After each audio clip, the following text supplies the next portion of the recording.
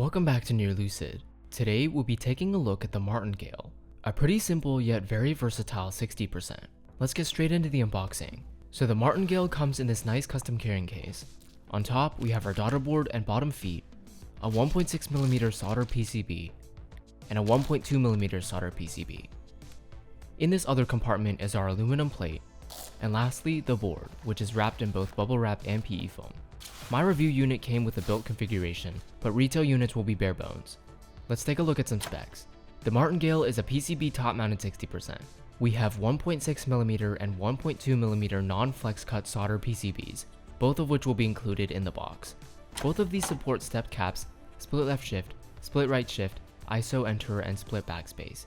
Because mounting is done through the PCB, the Martingale also supports plateless builds. There should also be an option for a WinKey or WinKeyless top case. For plates, we only have aluminum, and for colors, we only have green confirmed, but other possible candidates include light blue and navy, which is my unit. Lastly, the Martingale should run for under $250. In the PCB are TX AP stabilizers looped with 205 grade 0 and BDC. I'll add on the aluminum plate, and in here go stock DDs. Because this PCB is soldered, let's go ahead and install the switches.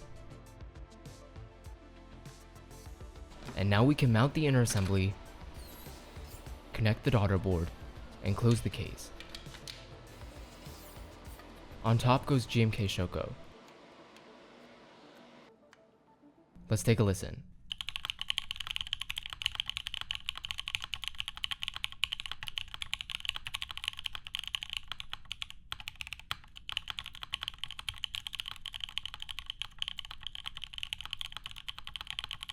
So the main issue I have with the sound is that it can be kinda hollow. It's not really a big deal if you have a desk mat or some sort of dampening, but it can get annoying if you don't. It doesn't help that the foam isn't included in the kit at all, so if you want to mitigate it from inside the board, you'll have to find some elsewhere. A lot of this can actually be mitigated with a force brake mod, but it just seems like something that could have been accounted for in the first place. Overall, the sound profile is distinctly top mount. This config is a very pleasant high pitch, as to be expected with an aluminum plate and DDs. I really feel like you can't go wrong with any switch in this board, and you'll get a nice sound profile no matter what. Regardless, force brake modding is needed to get rid of any extra resonance. As for the feel, it's very stiff.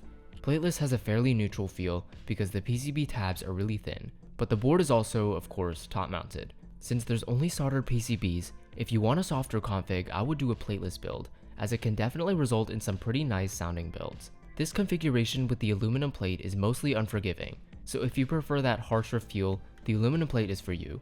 But these are the only two options, so it's not exactly like there's a whole lot of room for customizability. The design is very functional. On the top, we have even side and top bottom bezels, accompanied by this really nice filleting on the edges. Taking a look at the side profile, we can see a sliver of the bottom case, and the very slightly angled cut in the top case to add a bit of dimension. At the back is our daughter board accent, which is both a very interesting way to handle the daughter board installation and a very non-obtrusive way in adding an accent to the design.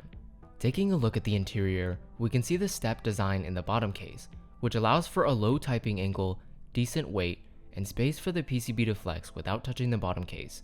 Additionally, this beautiful engraving sits in the center, and I definitely think this is one of those boards that can't be judged purely from the outside. The only issue I have with the design is that the WinKey top case is pretty much symmetrical on the inside, but if you install the PCB upside down, the case won't sit right, and the board will sound extremely hollow. This is a pretty simple design flaw to fix, as all that needs to be added are some alignment points between the top and bottom case.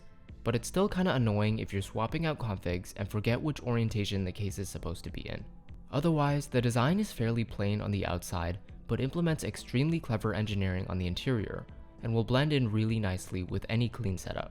As for material quality, the anodization is very smooth and consistent all throughout. And with all this considered, I think the Martingale is a pretty perfect fit for its estimated sub $250 price point. While it doesn't exactly look all that advanced on the outside, the sound and feel point towards something much more sophisticated, and the Martingale ultimately proves to be an excellent contender for a low-key, top-mounted 60%.